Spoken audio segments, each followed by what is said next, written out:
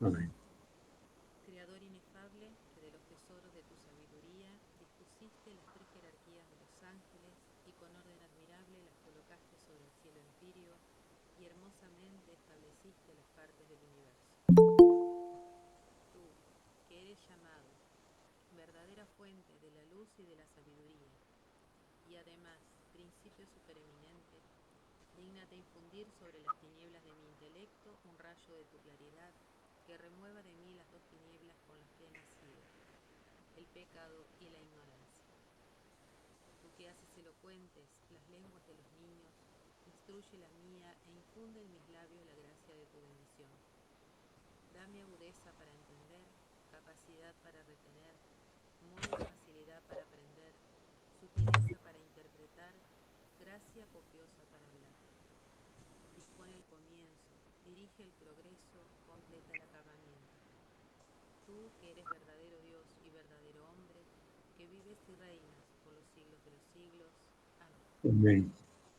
Santa María, sede purísima de la sabiduría, Ruega por nosotros. en el nombre del Padre, del Hijo, del Espíritu Santo. Amén. Amén. Bueno, apago el micrófono. Bueno, perfecto. Bueno, buenas noches, queridos y valientes amigos. Bueno, hoy vamos a iniciar la lectura del de la cuestión segunda de la primera parte de la Suma de Teología. Con esta cuestión segunda se inicia propiamente hablando el tratado de teología, porque como vimos antes, la cuestión primera es una cuestión introductoria, donde Santo Tomás establece la naturaleza, las características, los límites y, en fin, el alcance de la Sagrada Teología. Bien. Aquí digamos como que Santo Tomás ya entra en materia, Ahora bien, ¿con qué nos vamos a encontrar? Nos vamos a encontrar, en primer lugar, con un conjunto de cuestiones que van desde la cuestión 2 hasta la cuestión 26 inclusive, que van a tratar de Dios en sí mismo. Dios considerado en sí mismo. Lo que también se conoce como el Tratado de Dios Uno, para distinguirlo de lo que va a venir después, a partir de la cuestión 27, donde Santo Tomás va a encarar el estudio de la Santísima Trinidad, lo cual se conoce como el Tratado de Dios Trino. Terminada la consideración de la Santísima Trinidad, va entonces a encarar Santo Tomás la consideración del Dios creador, Dios como creador, como principio y fin de todas las cosas. Y este tratado de la creación, que es el más extenso de la primera parte, primero va a tratar de la creación en general, después de la creación de la criatura angélica, que es puramente espiritual, después va a tratar de la creación de la criatura corporal, después va a tratar del hombre, que es una unión de las dos cosas, materia, cuerpo y espíritu, y va a concluir esta primera gran parte de la suma con la consideración del gobierno de las cosas que Dios crea. Porque Dios no solamente crea las cosas, sino que después las gobierna, dirigiéndolas hacia su fin propio, que es el mismo. Este sería entonces el panorama general de la primera parte de la Suma de Teología. Pero vamos a ceñirnos ahora a este primer momento, que se conoce como el Tratado de Dios Uno. El Tratado de Dios Uno se extiende desde la cuestión 2 hasta la cuestión 26, como dijimos. Y todo el tratado responde a una estructuración perfectamente lógica. Cuando alguien iba a tratar de algo en la Edad Media, los medievales tenían un método que aplicaban para el conocimiento de cualquier realidad. Y este método respondía a dos preguntas. Ansit, que quiere decir si existe, si esa cosa que vamos a estudiar existe, y demostrada o comprobada la existencia del objeto de estudio, viene la segunda pregunta, quisit, ¿qué es? ¿Eh? Esta doble pregunta, ansit, quisit, constituía el método ordinario de cualquier indagación científica en la Edad Media cuando Santo Tomás escribe el asunto. Y este método se va a aplicar al caso de Dios. Por eso lo primero que va a tratar Santo Tomás es si Dios es, si Dios existe. Y ese es el cometido de la cuestión segunda, cuya lectura vamos a iniciar hoy. Ahora bien, una vez que se quedó demostrada la existencia de Dios, entonces vendrán una serie de preguntas acerca de quién es Dios, qué es Dios. Y bueno, y ahí Santo Tomás va a desarrollar una serie de cuestiones que van a ir desplegando ante la vista del lector qué es Dios, tal como Dios puede ser conocido en esta vida, ¿cierto? Entonces, que en realidad, dice Santo Tomás, y esto lo hemos dicho ya alguna vez, en realidad en esta vida más podemos saber lo que Dios no es que lo que Dios es. ¿Eh? Y bueno, entonces va a tratar de Dios en sí mismo, ¿eh? de la simplicidad de Dios, de las perfecciones de Dios, o de la perfección de Dios, mejor dicho. Va a tratar de la infinitud de Dios inmutable, de Dios uno, etc. Y después que analice todas estas cuestiones, va a abordar cómo es Dios respecto a nosotros. Hasta ahora, la concepción de Dios en sí mismo. Ahora, Dios respecto a nosotros. ¿Cómo podemos conocer a Dios? ¿Cómo podemos hablar de Dios? Y después, una vez considerado, el ser de Dios, se aborda las operaciones de Dios, es decir, las obras, las acciones que Dios realiza. Y por eso va a encarar el tema del entendimiento divino, la ciencia divina, la divina voluntad, etc. Y todo eso va a ir constituyendo sucesivos momentos de este primer tratado que es Dios uno. Que, te repito, va de la cuestión 2, que hoy vamos a empezar a leer, a la cuestión 26. Ya en la 27 empieza la Santísima Trinidad. Bien. 2 o 3 palabras previas antes de encargar la lectura. Toda esta consideración de la existencia de Dios, que es el tema propio de la cuestión 2, es una cuestión metafísica. Aquí Santo Tomás va a emplear categorías metafísicas. Esas categorías metafísicas él la va a tomar fundamentalmente de Aristóteles, sobre todo cuando en el artículo 3 de esta cuestión, que veremos en otro encuentro, establezca la existencia de Dios mediante las famosas 5 vías. Estas vías, si bien son genuinamente tomistas, pero están, digamos así, como apoyadas en categorías aristotélicas. Ahora bien,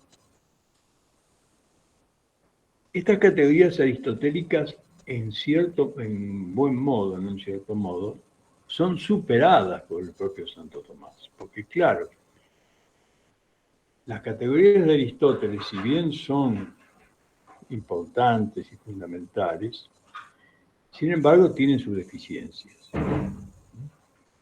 Y Santo Tomás, podríamos decir compelido a dar razones de la fe, porque eso es la verdadera doctrina, como vimos, las razones de la fe, del Dios de la fe, va a perfeccionar las propias categorías metafísicas de Aristóteles. Y eso lo vamos a ir viendo a lo largo de la lectura.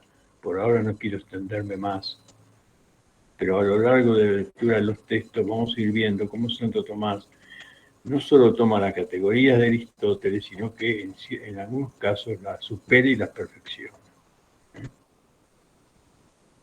En definitiva, de lo que se trata en toda esta cuestión segunda y en las cuestiones que siguen, es de una suerte de ascenso de la inteligencia a partir de las criaturas para llegar a Dios. O para decirlo de una manera más técnica, del ente finito al ente infinito. El punto de partida de toda esta consideración de Dios, que vamos a ver ahora a partir de la cuestión segunda, es esta consideración de las criaturas, que son vistas en su realidad más íntima, en su entidad más íntima, justamente gracias a la luz de las grandes categorías de Aristóteles. La primera, las otras categorías, que es la categoría de sustancia, que son subsiguientes a la categoría de sustancia, la capital noción de acto y potencia, que introduce Aristóteles en la historia de la filosofía humana. Nadie antes de Aristóteles habló de acto y potencia. Él es el que introduce en la historia de la filosofía la noción de acto y potencia, la noción de movimiento, que se deriva de acto y potencia, la noción de materia y forma, que también es un derivado de la noción capital de acto y potencia. Bien, todas estas cosas, entonces, se van a ver como, digamos, involucradas en la exposición teológica que va a hacer Santo Tomás. Entonces, es un ascenso, un verdadero ascenso de la criatura, Santo Tomás, de la mano de las categorías aristotélicas, que eventualmente las perfecciona, va ascendiendo, es como un ascenso de nuestra inteligencia desde la criatura finita, del ente finito, hasta el ente infinito. O si queremos decirlo todavía de una manera mucho más propia, desde aquello que tiene el ser porque le es dado, hacia aquello que tiene el ser por sí mismo, porque nadie se lo dio, sino porque él es el ser en sí mismo. Entonces hay este ascenso, es fundamental que tengamos en cuenta esta vía ascensional de la inteligencia. Bueno, dicho entonces estas primeras consideraciones, vamos a pasar a la lectura directa del texto de la cuestión 2. Vamos a tratar en esta noche de leer, si es posible, el artículo primero y el artículo segundo. El artículo tercero lo vamos a dejar para otra oportunidad, porque el artículo tercero, que es el más importante de esta cuestión, que solamente tiene 3 artículos, el artículo tercero contiene la exposición de las 5 vías, que no es el único lugar donde Santo Tomás expone las 5 vías. En la Suma contra Gentiles las expone también. Pero es el lugar donde Santo Tomás expone de manera más sistemática y más sintética este tema de las 5 vías para llegar a demostrar la existencia de Dios. Y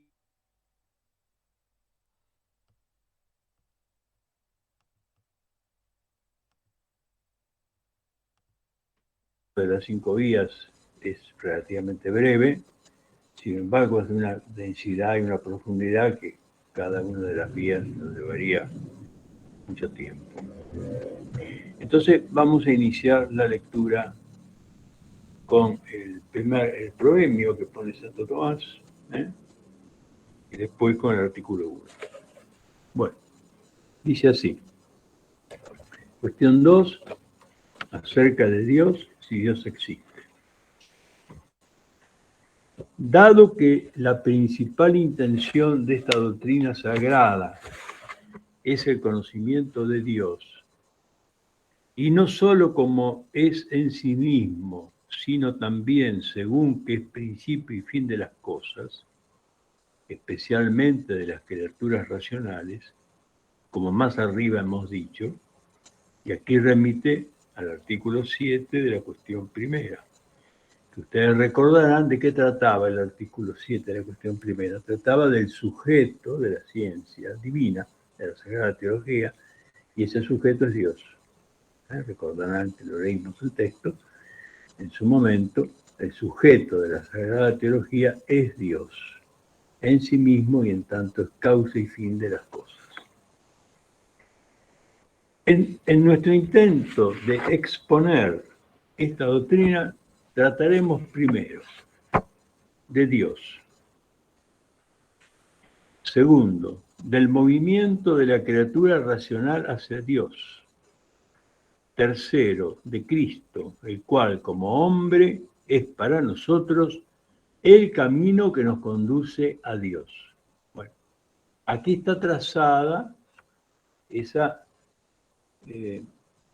economía, digamos así, que en la primera clase lo dijimos, del exitus reditus, es decir, la salida y el regreso. Esta concepción de que Dios es el principio de todo, que todo procede de Él y todo retorna a Él, es un principio agustiniano, que San Tomás adopta plenamente y que le va a permitir estructurar toda la suma de teología, porque de tratar de Dios se ocupa la primera parte, de Dios, como dijimos, Dios uno, Dios trino, Dios creador, Dios gobernador, etc.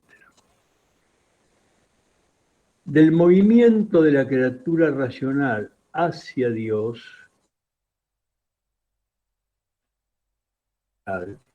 que la moral en Santo Tomás es eso, la ciencia moral no es sino la ciencia que nos permite conducir nuestras acciones de tal modo que aseguren ese retorno de la criatura racional, en este caso la criatura humana, hacia Dios, que es su principio.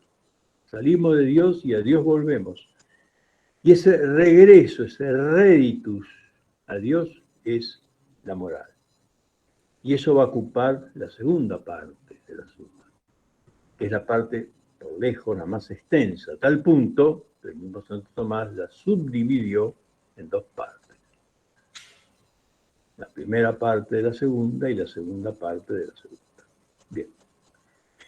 Pero por último, dice Tomás, vamos a tratar de Cristo, el cual como hombre es para nosotros el camino que nos conduce a Dios. Entonces fíjense ustedes la arquitectura admirable de la suma. La primera parte trata de Dios, la segunda parte del retorno, pero la tercera trata del camino del retorno. Y ese camino es Cristo, como él mismo lo ha dicho. Yo soy el camino. Bien. Entonces, en este primer párrafo tenemos el panorama global de toda la obra, toda la suma. Sigue. La consideración respecto de Dios abarcará tres partes.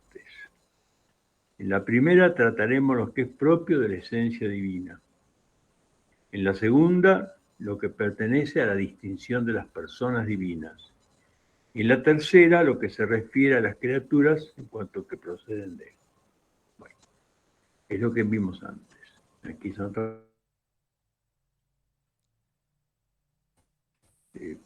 mostrando al lector cómo está, digamos, cuál es el desarrollo temático de esta primera parte. Dios en sí mismo, Dios trino, sus personas, Dios creador.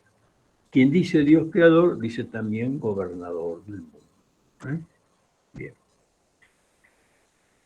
Y sigue, ¿no? Y con respecto a la esencia divina, se ha de considerar, primero, si Dios existe. Segundo, cómo es, o mejor dicho, cómo no es. Y tercero, lo que corresponde a su obra, es decir, a su ciencia, su voluntad y su poder, que lo que vimos antes.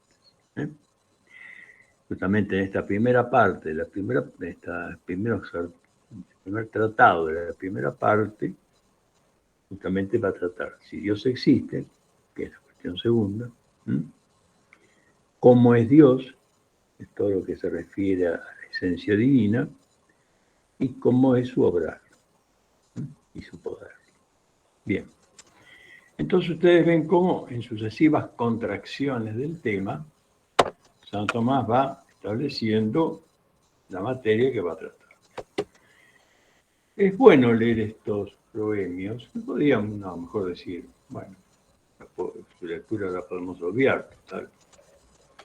Pero preferible hacer la lectura porque en estos proemios se revela el gran sentido del orden que tenía Santo Tomás. No por eso, no en vano, Santo Tomás ha sido llamado el maestro del orden. Porque en toda la obra de él hay un orden, y ese orden es un orden lógico impecable, que responde a una, como dije, a una lógica, a una lógica. Y ese orden es cuando uno se va adentrando en la lectura de los textos de Santo Tomás, se va topando, digamos así, si me permiten la expresión, con ese orden. Y ese orden es admirable, y ese orden tiene, hasta yo diría, una cierta belleza. El latín de Santo Tomás no es bello, no tiene la belleza y la elegancia del latín de Agustín. Ustedes comparan un texto de Agustín con el texto de Tomás, y el latín de Tomás es un latín que podríamos decir no tiene precisamente la elegancia del latín de San Agustín. Es un latín corriente, técnico, duro en algunas cosas, a veces reitera las palabras, las reitera. Cuando uno traduce a veces tiene que tratar de encontrar sinónimos, porque en castellano queda mal repetir siempre lo mismo, pero en latín no, por lo menos en el latín medieval. Entonces, ¿dónde está la belleza y la luminosidad de los textos de Santo Tomás? No está en la elegancia de la lengua, como uno puede admirarlo en los textos de Agustín, por ejemplo, o de algunos otros padres de la Iglesia, ¿no?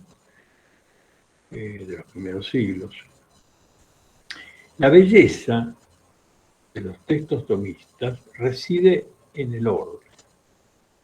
Es un orden arquitectónico. Ha expresado ese orden arquitectónico, esa arquitectura del pensamiento.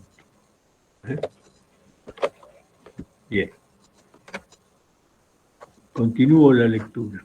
Dice, en lo que respecta a lo primero, es decir, la existencia de Dios, hemos de averiguar, primero, si la existencia de Dios es por sí evidente. Segundo, si es demostrable. Tercero, si Dios existe. Bien.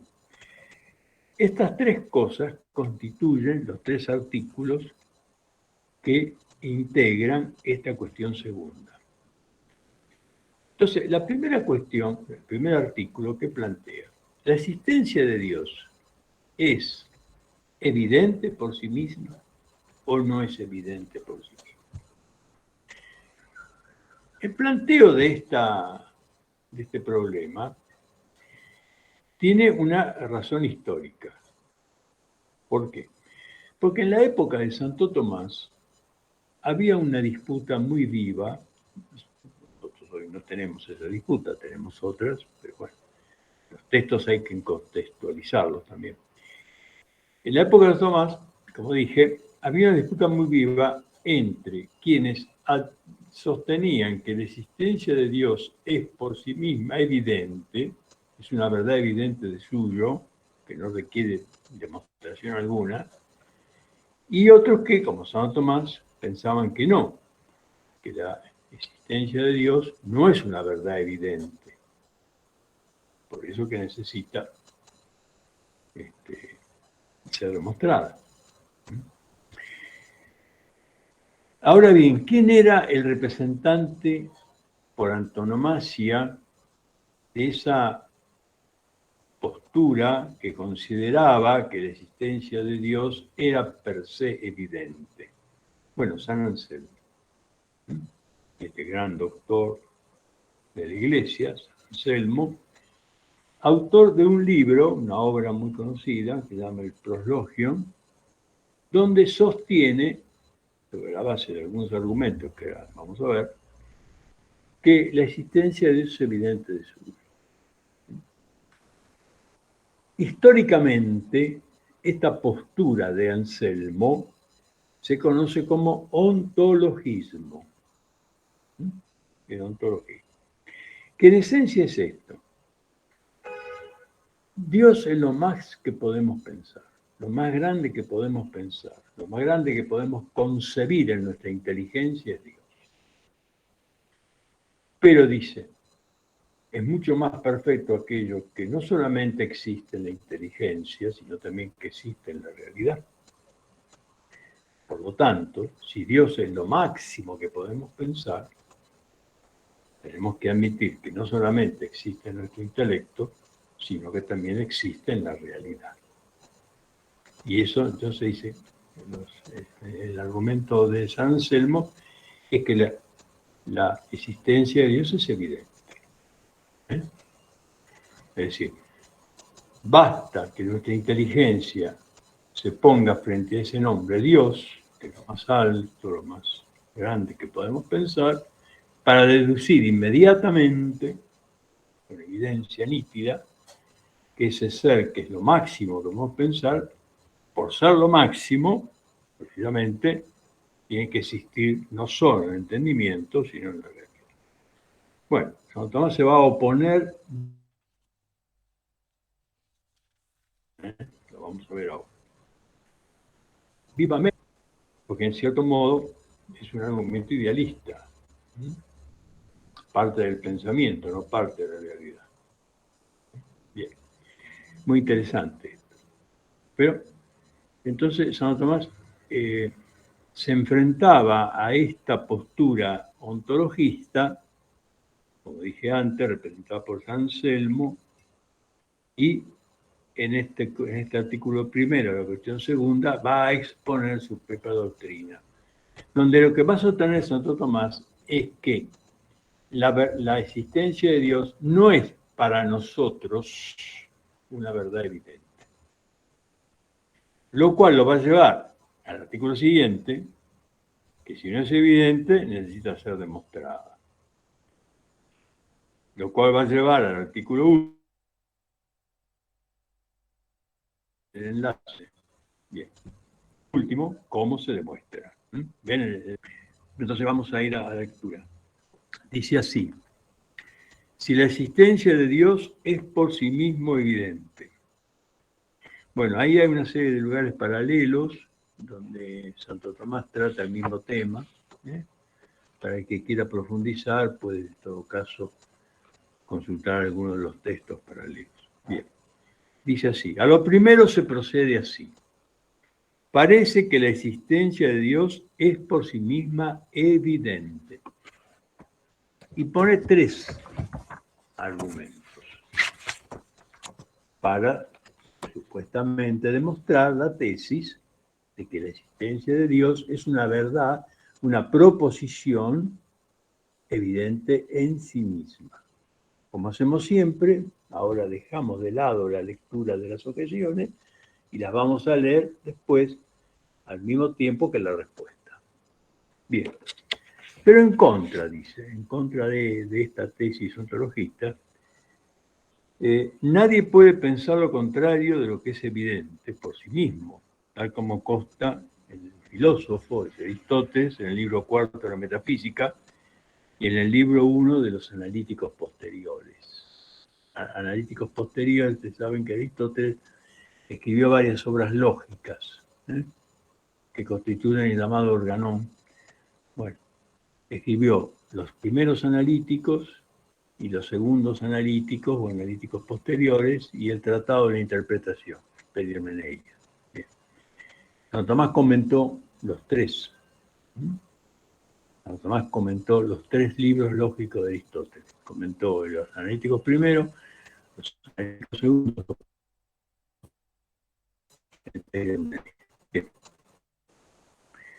Entonces dice, cuando trata los primeros principios de la demostración. Claro, lo que es evidente, no puede ser, digamos, no se puede pensar nada en contrario. Cuando hay algo evidente, nadie puede pensar lo contrario. Si yo digo, por ejemplo, que el todo es mayor que la parte, lo que es evidente de suyo, nadie puede pensar que el todo sea menor que la parte. Bien. Sin embargo, dice, pensar lo contrario de que Dios existe, es decir, pensar que Dios no existe, sí puede hacerse, según aquello que dice el Salmo 52. Dice el necio en su corazón, Dios no existe. Por lo tanto, que Dios existe no es evidente por sí mismo. Bueno, como siempre, en esta parte de los artículos, que se conoce como el set contra, pero en contra, Santo Tomás apela a alguna autoridad. Y aquí está apelando a dos autoridades, la de Aristóteles y la Sagrada Escritura. ¿Qué dice Aristóteles? Lo que es evidente no puede ser contrariado. ¿Pero qué dice la Escritura? Que sí, que la existencia de Dios puede ser negada. ¿Qué es el necio? El necio es el que no conoce. Necio quiere decir el que no conoce. Y entonces el Salmo dice, dijo el necio en su corazón, no hay Dios. Entonces, si la experiencia, y la Sagrada Escritura lo confirma, revela que hay quienes niegan la existencia de Dios, es porque esa verdad no es evidente. Bien. Vayamos ahora a la respuesta. La voy a leer primero y después la vamos a analizar. Se ha de decir que la evidencia de algo puede ser de dos modos. Uno en sí misma y no para nosotros. Otros en sí misma y también para nosotros. Así, una proposición es evidente por sí misma cuando el predicado está incluido en el concepto del sujeto, como el hombre es animal, ya que el predicado animal está incluido en el concepto de hombre. De este modo, si todos conocieran en qué consisten el predicado y el sujeto, la proposición sería evidente para todos. Esto es lo que sucede con los primeros principios de la demostración. Esos términos como ser, no ser, todo, parte y otros parecidos son tan comunes que nadie los ignora. Si algunos no conocen qué es el predicado y qué es el sujeto, la proposición será evidente en sí misma, pero no lo será para los que desconocen en qué consiste el predicado y en qué consiste el sujeto de la proposición. Así ocurre, como dice Boecio en el libro sobre las semanas, que hay conceptos del espíritu comunes para todos y evidentes por sí mismos, que solo comprenden los sabios. Por ejemplo, que lo incorpóreo no ocupa lugar. Por consiguiente, digo que la proposición Dios existe en cuanto tal es evidente por sí misma, ya que en Dios sujeto y predicado son lo mismo, pues Dios es un mismo ser, como veremos. Pero puesto que no sabemos en qué consiste Dios, para nosotros no es evidente, sino que necesitamos demostrarlo a través de aquello que es más evidente para nosotros y menos por naturaleza, esto es por los efectos. Bueno, hasta acá el texto. Vamos a analizarlo ahora con cierto detenimiento. Aquí Santo Tomás funda la respuesta en una distinción fundamental. Hay dos clases de evidencia, dice. Hay una evidencia per se y hay una evidencia respecto de nosotros. Las locuciones latinas que usa Santo Tomás es per se quas nos. Algo es evidente por sí mismo cuando el predicado está necesariamente incluido en el sujeto. Cuando el término predicado está incluido en el término del sujeto. Esa es una verdad evidente por sí misma. Pone un ejemplo. El hombre es animal. Bien. Se comprende la evidencia inmediata de esta proposición. Porque es evidente que en la misma noción de hombre, el sujeto es un sujeto. El hombre es animal. Sujeto, verbo, predicado. Bien. El predicado, la animalidad, pertenece incluido en el hombre. En el hombre hay una animalidad, es decir, es un animal viviente, es un viviente. Bien.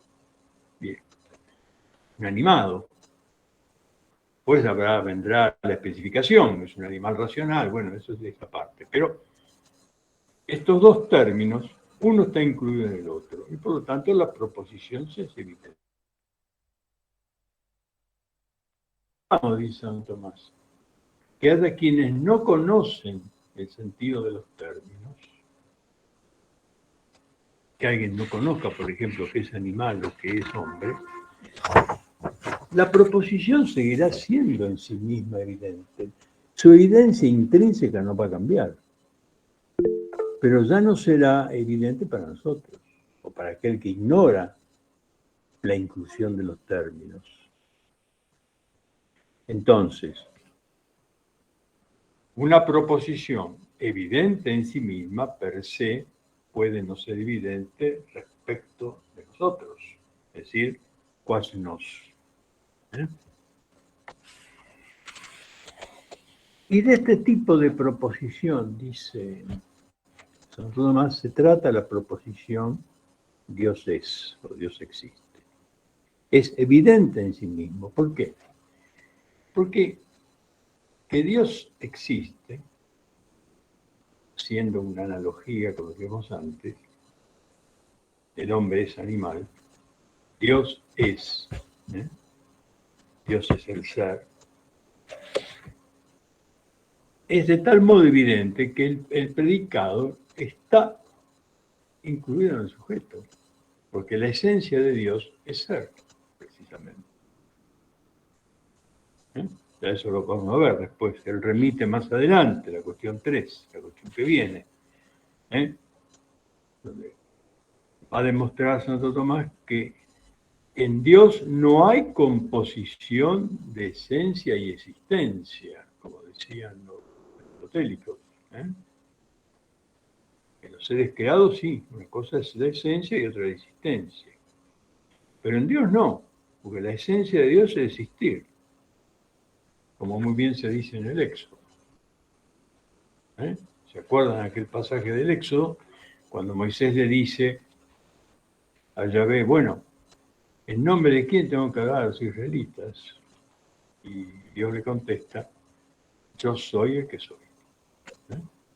Diles que el que es, les habla, etcétera, le manda el mensaje, etcétera.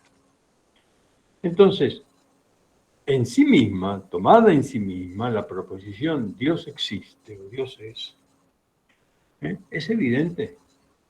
¿Por qué? Porque el predicado está incluido en el sujeto. Pero resulta que nosotros, dice San Tomás, no resulta evidente que Dios exista. Por lo mismo que dijimos antes. La existencia de Dios puede ser negada, de hecho es negada, o desconocida. Entonces, evidentemente, quas nos no es evidente. Entonces resume Santo Tomás en el último párrafo de la respuesta toda esta cuestión. Y dice, La proposición, Dios existe, en cuanto tal es evidente por sí misma, tiene evidencia intrínseca, ya que en Dios sujeto y predicado son lo mismo. ¿Eh? Pues Dios es un mismo ser, con su misma existencia. Pero dado que no sabemos en qué consiste Dios, para nosotros no es evidente, sino que necesitamos demostrarlo a través de aquellas cosas que son más evidentes, que son los efectos, es decir, las criaturas. En síntesis, entonces, en sí misma,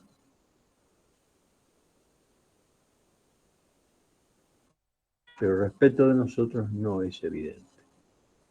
¿Por qué? Porque nuestra inteligencia no alcanza a entender qué es la esencia de Dios, sino es a través de un arduo estudio, de un arduo análisis, que parta de los efectos, que son las criaturas, y nos permita llegar a Dios. Como dijimos al principio, a partir del ente creado, del ente finito, llegamos al ente infinito.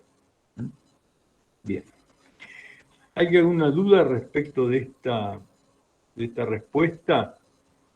Porque sobre la base de esta respuesta se van a responder después las objeciones.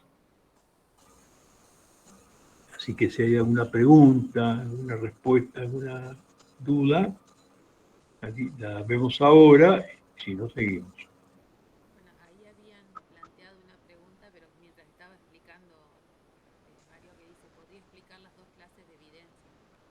No sé, Tachi, si de la explicación, cuando vos hiciste la pregunta, entonces digo, si estaba en el inicio de la explicación, si se entendió, o seguís. Bueno, de todas maneras, No entendí. ¿No? repito. Sí, por favor.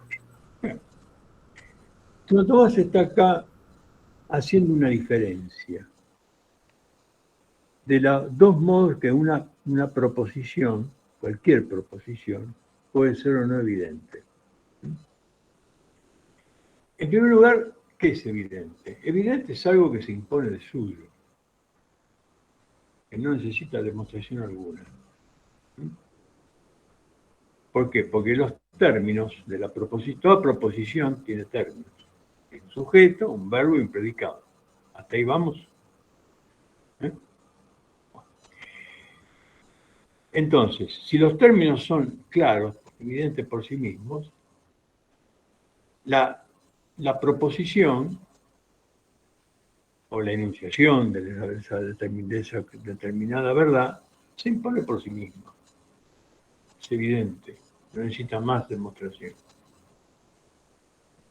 Por ejemplo, cuando yo digo, el hombre es animal.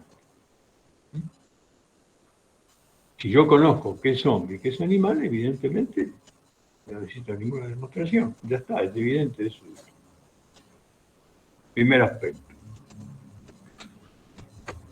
Segundo aspecto, pero si alguien no conoce los términos de la proposición y alguien ignora qué es hombre y qué es animal, entonces esta proposición, el hombre es animal, ya no será para él evidente. Va a requerir que se lo demostremos. Va a haber que demostrarle que el hombre es animal. ¿Cómo? Bueno, veremos. Partiremos de la experiencia, diremos que el hombre tiene un cuerpo, que el hombre tiene una serie de funciones que tiene en común con los otros animales, etc. Bueno, todo lo que ustedes quieran.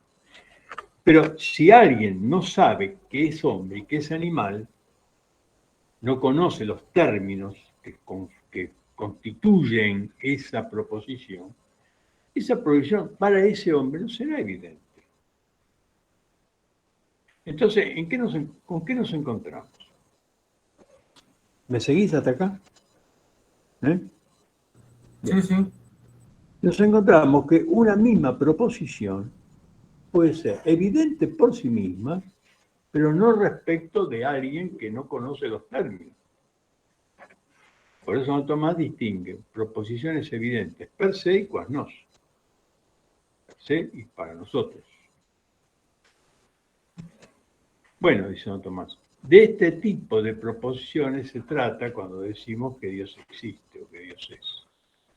¿Por qué? Porque nosotros, nuestra inteligencia limitada, no conoce qué es Dios, por eso esencia.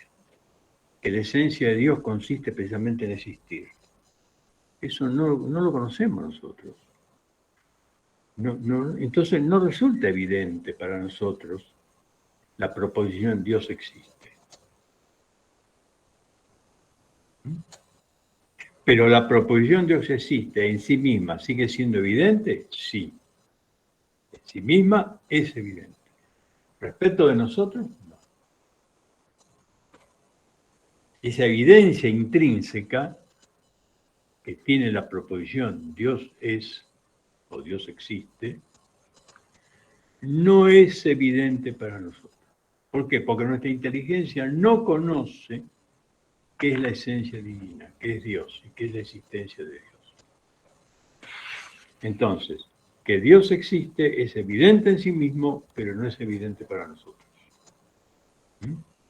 Y por eso, dice Santo Tomás, concluyendo esta respuesta, que para que esa proposición, Dios existe, se haga evidente para nosotros, necesitamos demostrarlo partiendo de lo que sí es evidente, que son las criaturas. Por ejemplo, adelantándome un poco, ¿que las cosas se mueven? ¿A vos te cabe alguna duda que hay cosas que se mueven? No, evidente.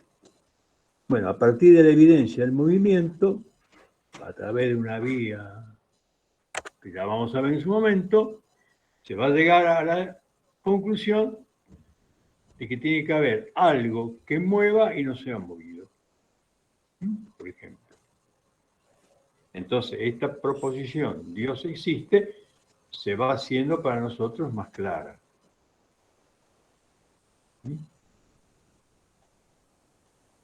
¿Entendiste esto? Sí, entendí.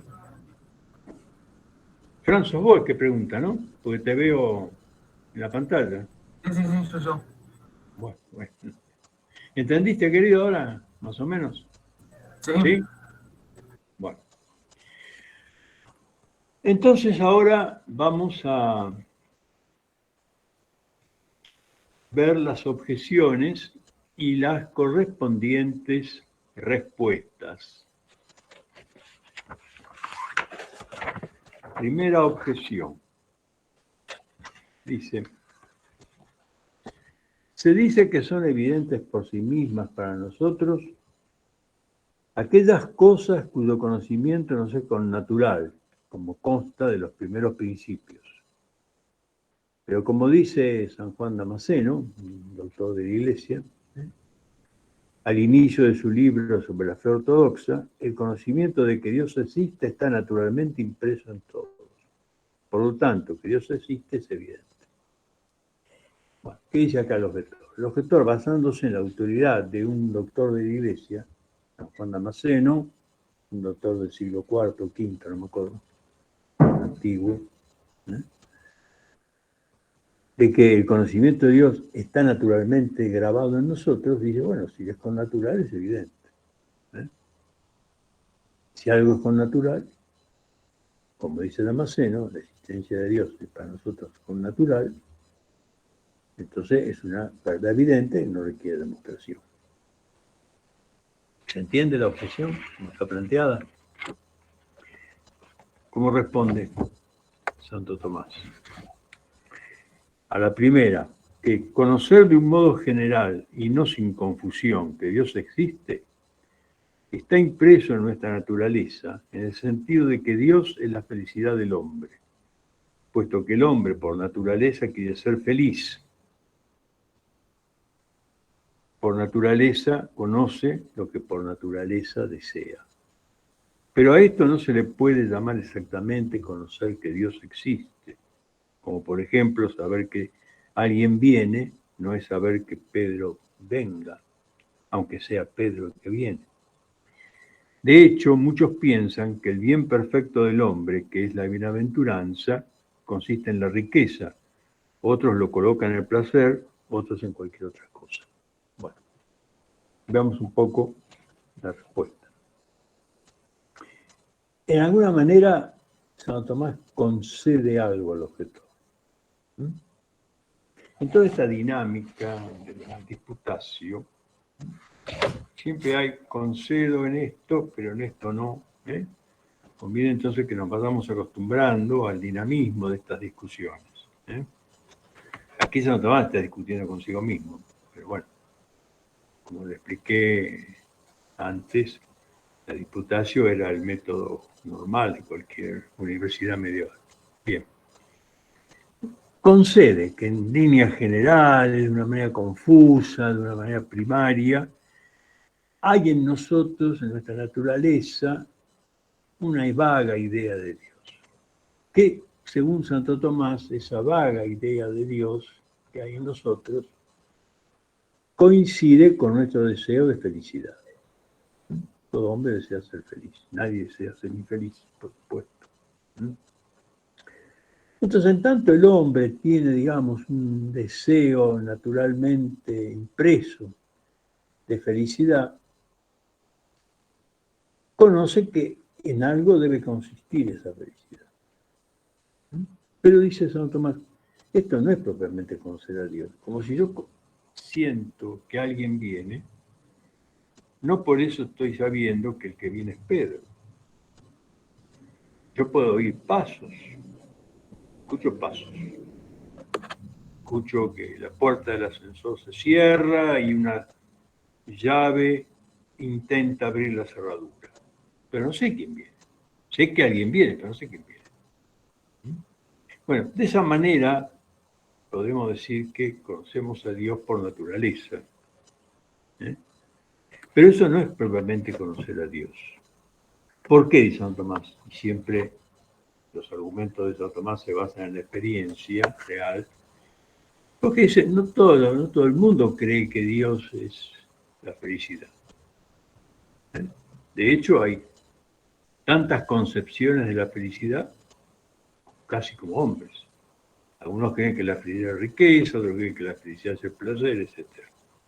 Entonces, el hecho de que nosotros haya naturalmente íncito un deseo de felicidad y que de alguna manera ese deseo de felicidad nos lleva a conocer que esa felicidad consiste en algo que está fuera de nosotros, que ese algo puede ser algo divino, sobrenatural, etc. Eso concedo, eso lo conocemos. Pero eso no es propiamente conocer a Dios. Bueno, esta entonces sería la respuesta a la primera ocasión. ¿Está clara o...? Fran, ¿entendiste? Sí, profe. Profe, Bueno. Mario. Sí. Bueno, ahora viene la segunda objeción. La segunda objeción es más densa porque alude a esa postura de la que hablé al principio, que es el ontologismo, que representa San Anselmo. Aunque no lo nombre, el argumento que va a poner Santo Tomás está basado en el pensamiento de San Anselmo. Entonces vamos a leer la objeción y la respuesta que da Santo Tomás. Segunda objeción. Se dice que son evidentes por sí mismas aquellas cosas que, conocidos los términos, inmediatamente son conocidas. Cosa que el filósofo, en el libro 1 de los analíticos posteriores, atribuye a los primeros principios de la demostración. Esto ya lo vimos antes, ¿no? Cuando yo conozco, entiendo los términos de una la proposición se pone evidente. Por ejemplo, dice el objetor, una vez sabido lo que es todo y lo que es parte, inmediatamente se sabe que el todo es mayor que su parte. Por eso, una vez comprendido lo que significa este nombre, Dios, inmediatamente se concluye que Dios existe. En efecto, con este nombre se da a entender lo más grande que se pueda concebir. Pero lo que está en la realidad y en el intelecto es más grande que lo que solo está en el intelecto. Por tanto, puesto que entendido este nombre, Dios inmediatamente está en nuestro entendimiento, se sigue que también está en la realidad. Por lo tanto, Dios es evidente por sí mismo. Bueno, es lo que ya adelanté al principio de la charla de hoy. El famoso argumento ontológico de San Anselmo. ¿En qué se funda este argumento? Se funda en lo que yo puedo pensar. Yo puedo pensar que Dios, una vez que alguien me dice el nombre de Dios, así como cuando me dicen parte y todo, concluyo con la evidencia absoluta que Dios, que la parte, que el todo es mayor que la parte, así también cuando me dicen Dios, inmediatamente veo que no puedo pensar una cosa mayor que Dios. Pero si no hay nada mayor que Dios, entonces Dios tiene que existir no solo en el pensamiento, sino también en la realidad, porque es más perfecto aquello que está en el pensamiento y a la vez está en la realidad, que aquello que solo está en el pensamiento. Por lo tanto, entonces, basta la sola enunciación del nombre de Dios para que la existencia de Dios se nos haga evidente. Este es el famoso célebre argumento ontológico de San Anselmo. A ver cómo contar.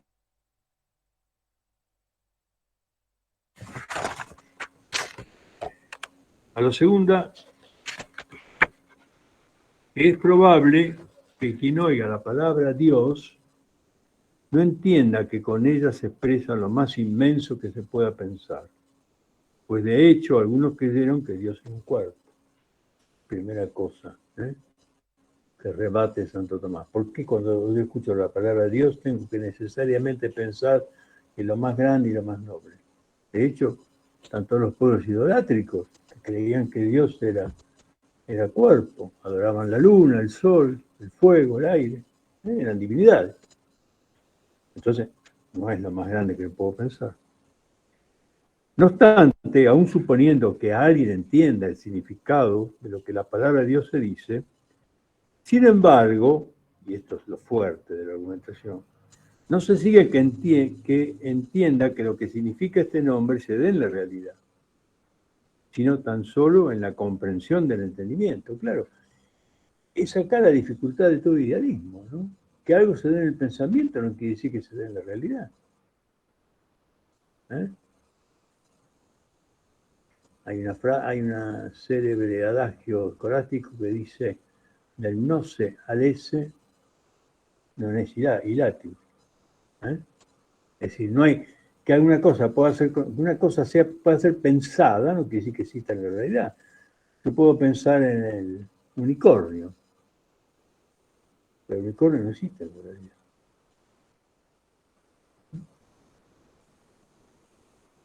Puedo pensar en cualquier cosa que les ocurra a ustedes. No quisiera necesariamente lo que existe en el pensamiento exista en la realidad. Aquí se da, fíjense, unos cuantos siglos antes, la inversión que después va a ser Descartes con su famoso cogito. Pienso, por lo tanto existo, no señor. Existo, por eso pienso. Y esto que parece una discusión un poco pueril, sin embargo, es el eje sobre el cual gira toda la problemática de la filosofía, de toda la filosofía moderna, que está fundada en el idealismo cartesiano. Cogito ergo sum, dice Descartes. Pienso, por lo tanto, existo. ¿No?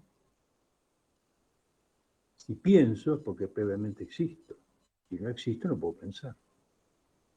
Si algo no es, no lo puedo conocer. Entonces, no hay una hilación, no hay un séquito entre lo que puede estar en el pensamiento y lo que puede estar en la realidad. Esa es la debilidad intrínseca de este argumento ontológico. Tampoco se puede deducir que exista en la realidad, a no ser que se presuponga que en la realidad hay algo mayor que lo que puede pensarse. Y esto no es aceptado por los que sostienen que ya no existe. Entonces, por estas razones, pero sobre todo fundamentalmente por esta, porque no hay necesariamente una conclusión. Lo que yo puedo concebir existe en la realidad. Yo puedo pensar muchas cosas que en realidad no existen.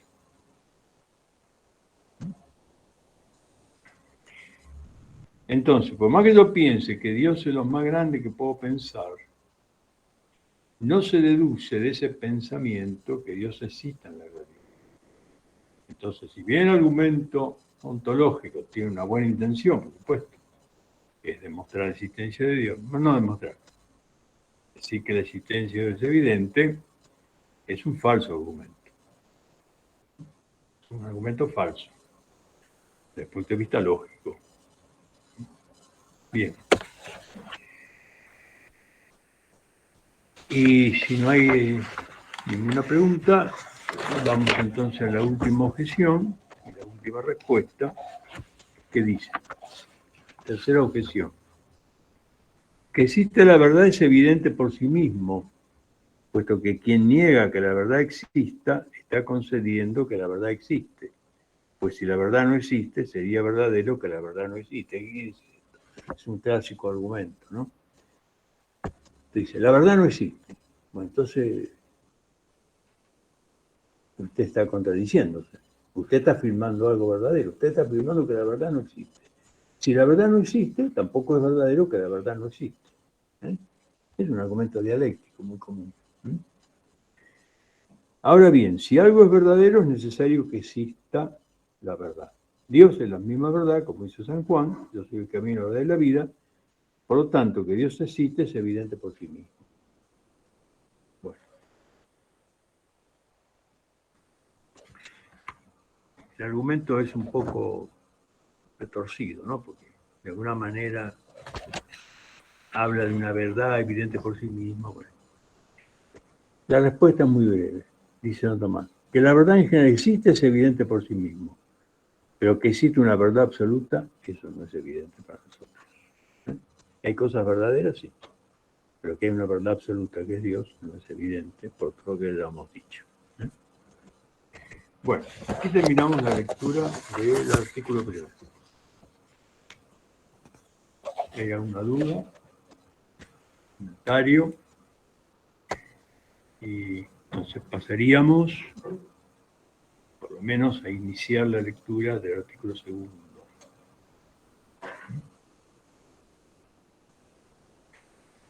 Bueno, ¿alguna duda? Estas cosas las vamos a ir entendiendo a medida que avancemos en la lectura. Ahora, como resumen de este primer artículo, yo diría lo siguiente. Que la verdad de Dios, que Dios exista, la existencia de Dios, no es algo evidente para nosotros. Si bien es evidente en sí misma, no es evidente para nosotros. Por lo tanto, necesita ser demostrado. Que es a lo que va ahora el artículo segundo. Y esto se opone esencialmente a lo que era la otra postura, la otra posición que dividía a los teólogos medievales, que era la posición de San Anselmo. Era un santo, un gran santo, por supuesto, además un hombre que escribió cosas muy buenas. Pero en esto se equivocó, en esto del argumento ontológico. Pero tuvo una enorme influencia. Anselmo del siglo XII, un siglo antes de Santo Tomás. Y Santo Tomás se vuelve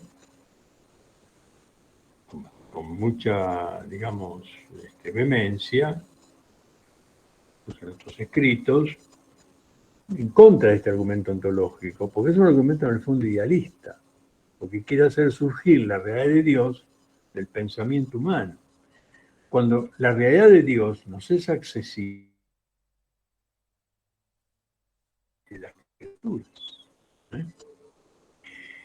Por eso San Tomás va a decir en el artículo 2, que vamos a empezar a leer, que la existencia de Dios no es evidente para nosotros, pero sí puede ser demostrada. Y ahí va a introducir una nueva distinción entre dos clases de demostración. Bueno, entonces avanzo con la lectura del artículo 2. A lo segundo se procede así. Parece que la existencia de Dios no es demostrable. 3 objeciones, después las vamos a leer. Pero en contra está lo que dice el apóstol en las cartas a los Romanos, capítulo 1, 20. Lo invisible de Dios se hace comprensible y visible por lo creado. Célebre. Lo invisible de Dios se hace manifiesto a través de lo visible creado. Pero esto no sería posible a no ser que por lo creado pudiera ser demostrada la existencia de Dios, ya que lo primero que hay que saber de una cosa es si existe. Bueno, este texto de Pablo, que ustedes ven que siempre en el ser contra, San Tomás trae una autoridad. En este caso está trayendo la autoridad del apóstol Pablo, la carta a los Romanos. De alguna manera, ustedes recordarán, San Pablo le reprocha a los romanos no haber conocido todo lo que era posible para ellos conocer de Dios. Esto es como un reproche, porque dice, si hubieran estado más atentos a las cosas visibles, hubieran podido llegar más a lo invisible. Como un reproche que Dios hace a los romanos, San Pablo hace a los romanos. Y ahí se toman todos San Tomás para decir, bueno, si a través de lo visible, a través de lo creado, podemos conocer lo invisible, es porque la existencia de Dios es demostrable. Podemos demostrarlo. Y a partir de ahí viene la respuesta.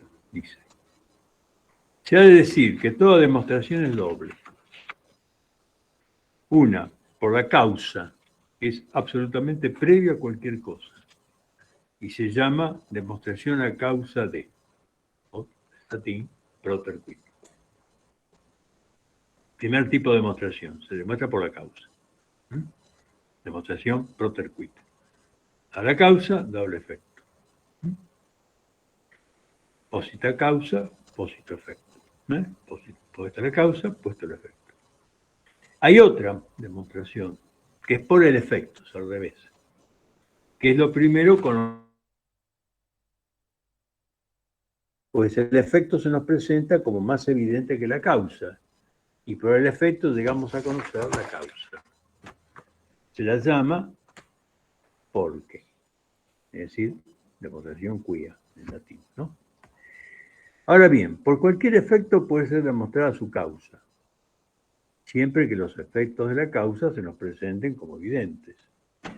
Porque puesto que los efectos dependen de la causa, dado el efecto, necesariamente antes se ha dado la causa. De donde se deduce que la existencia de Dios, aun cuando en sí misma no se nos presenta como evidente, en cambio sí es demostrable por los efectos que son evidentes para nosotros. Bueno, al igual que hizo en el artículo 1, donde estableció una distinción entre proposiciones evidentes, y otros son solo evidentes per se, pero no para nosotros.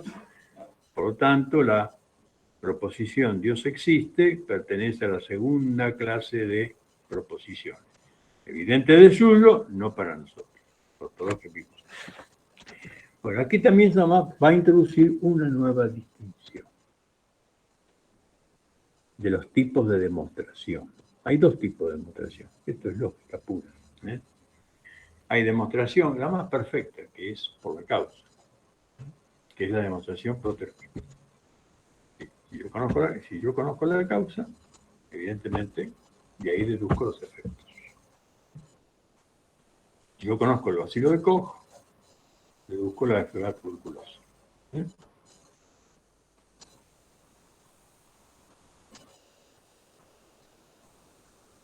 Pero hay otro tipo de demostración, que es la demostración quia, o porque. Es al revés. No conozco la causa. por efecto. Si el efecto es evidente por sí, entonces a partir del efecto tengo que deducir. De acá hay una inducción. La primera es una deducción. Puesta la causa, puesto el efecto. De la causa deduzco el efecto. Aquí hay una inducción. A partir del efecto induzco la causa. Bueno, de este tipo de demostración se trata cuando tenemos que demostrar la existencia de Dios. Puesto que la causa no la conocemos, porque no es evidente para nosotros, entonces, ¿qué conocemos? ¿Qué es lo evidente para nosotros? Estos efectos. ¿Esos efectos qué son? Las cosas creadas. Lo visible, como dice Pablo en el texto romano. Y a partir de lo visible, por vía del efecto a la causa. Bien. Creo que esto no tiene mayor dificultad. Entonces, si no hay inconveniente, pasaríamos a la lectura de las objeciones.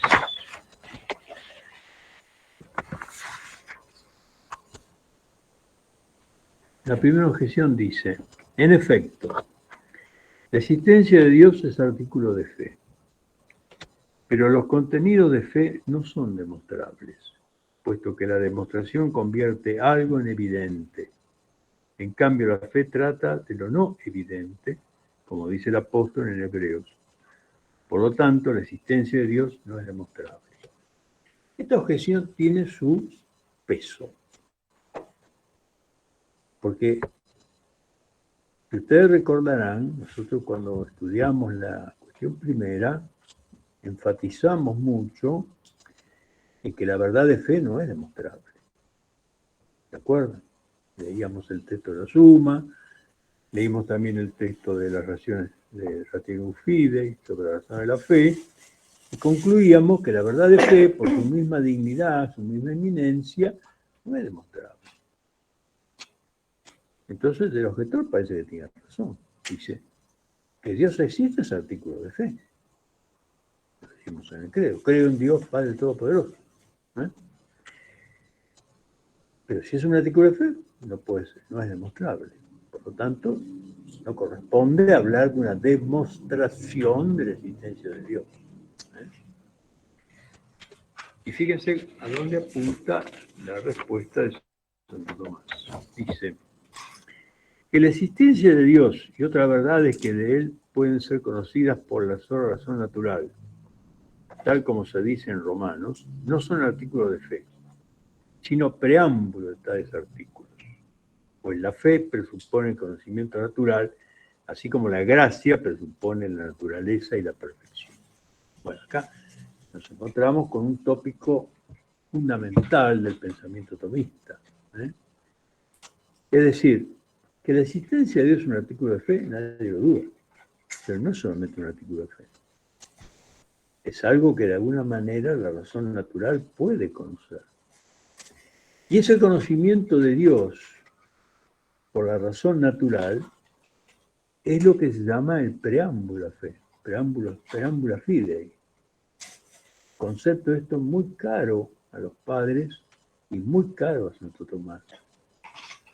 Todo lo que precedió a la venida del Verbo, la encarnación del Verbo, todo ese inmenso caudal de reflexión filosófica que precedió a la venida del cristianismo, tiene un significado providencial, más allá de las imperfecciones, las negaciones y los errores que podamos encontrar en todo ese caudal de pensamiento precristiano. ¿Por qué tiene un significado providencial? Porque es un preámbulo de la fe o un preámbulo evangélico, también se lo conoce. Es decir, ese conocimiento que la razón natural, librada a sí misma, puede tener de Dios, por más imperfecto que sea, es un preámbulo de la fe. No es un artículo de fe, es un preámbulo de la fe. Sí, no es solo un artículo de fe, pero que Dios existe no es un artículo de la fe solamente, sino que hay otro conocimiento de Dios por vía exclusiva de la razón natural, que es preámbulo fidei. Nada impide, sin embargo, que lo que en sí mismo es demostrable y comprensible sea recibido como creíble por quien no llega a comprender la demostración. Nada impide que aquello que puede ser demostrado por la razón sea a su vez confirmado por la fe. Y esto nos introduce también en otra cuestión sumamente importante del pensamiento de Santo Tomás, que es en qué consiste el cuerpo de lo revelado.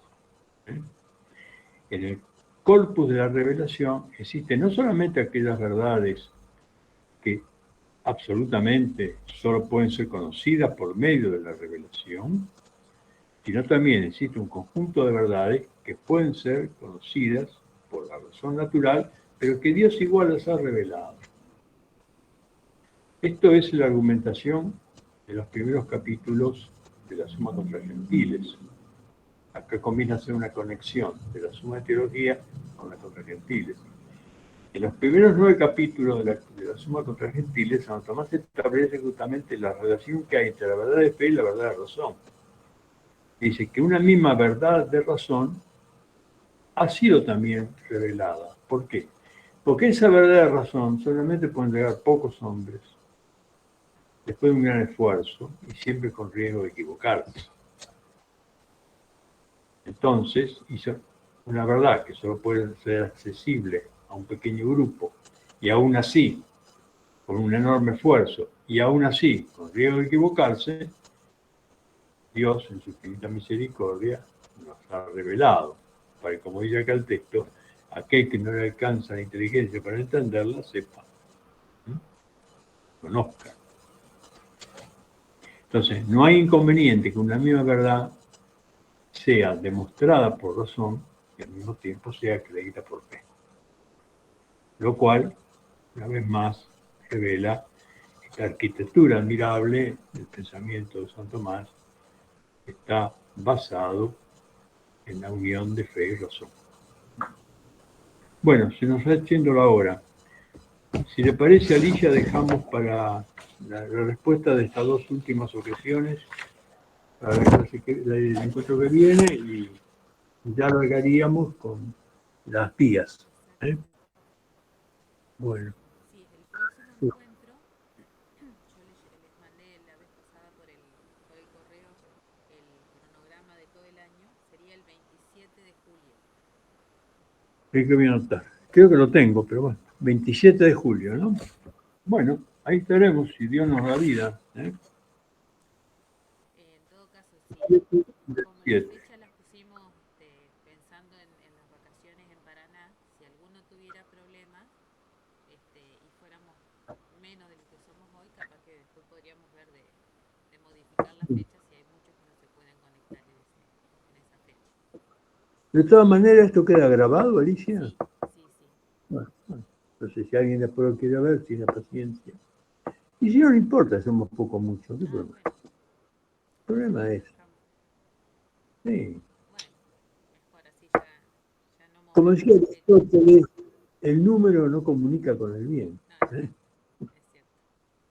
Total, somos pocos, somos muchos. Lo importante es que seamos un grupo de personas con suficiente amor a Dios y a la sabiduría, que nos juntemos a meditar y a reflexionar sobre estas cosas que hacen nuestro destino eterno, por otra parte. No olvidar nunca lo que hizo Don Tomás de entrada. La Sagrada Teología es necesaria para la salvación. Necesitamos la teología para salvarnos. En definitiva, es el negocio más grande que tenemos. Bueno. Mario. Entonces, unas felices vacaciones para todos. Muchísimas gracias. El día 27. Gracias. Dios mediante. El 27 de julio, entonces nos estamos encontrando. Bueno. Adiós. Muchas gracias. Y adiós a todos. Muchas buenas noches. Muchas gracias. Buenas noches.